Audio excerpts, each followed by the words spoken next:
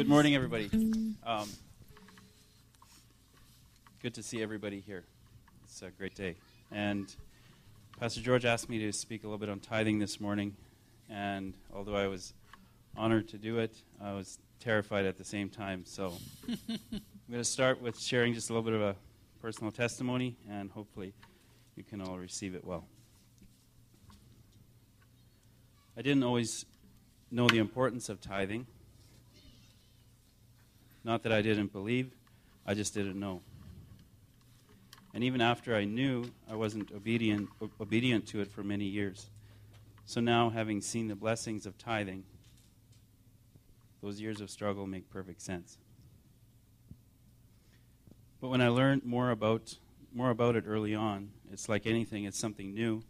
And for me, I was like, you're probably all more mature than me and didn't think this way, but selfishly, I mean. I thought I was going to test it right away. I thought, well, now that, just thinking to myself, I didn't tell people about it. So I was like, well, now that I gave, let's see what's going to happen. Because you expect with anticipation, right? But God showed me very quickly that He's a lot bigger than my little test. Because it's God's promise, and we're human, right? So I was kind of just doing that in my own little mind.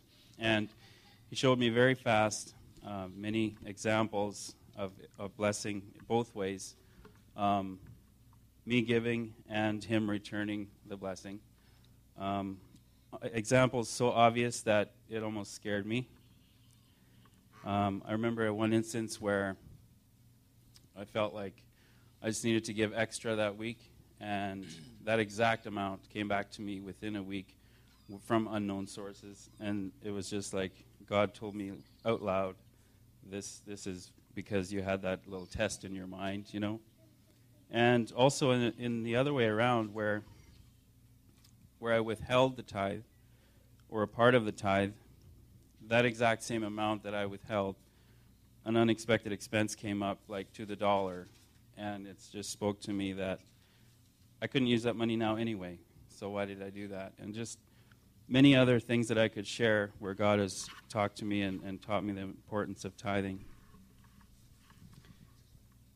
Now, God knows our hearts, and He knows when we can give and when we can't. But it's so worth the blessing. So worth the blessing.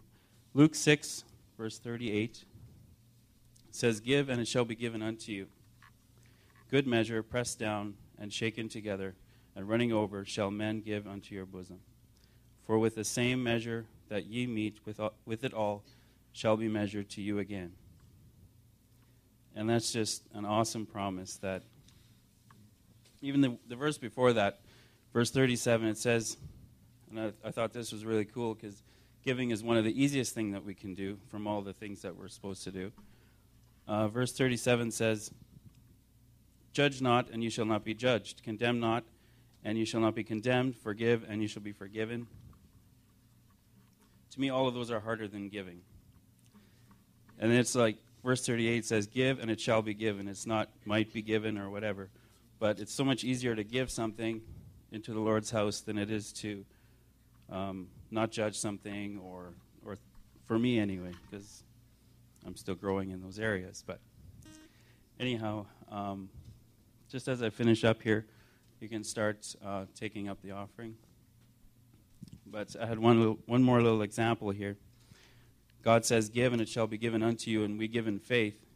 And kids have faith. We tell our kids, put a tooth under your pillow, and in the morning there's going to be a blessing there. And they do it. They know, they expect. And if you're like me, you've probably forgotten to deliver on that a few times. So it's like, go back to sleep, let's try this again. But God doesn't forget. God will not forget. He says, "Give, and it shall be given unto you." Amen.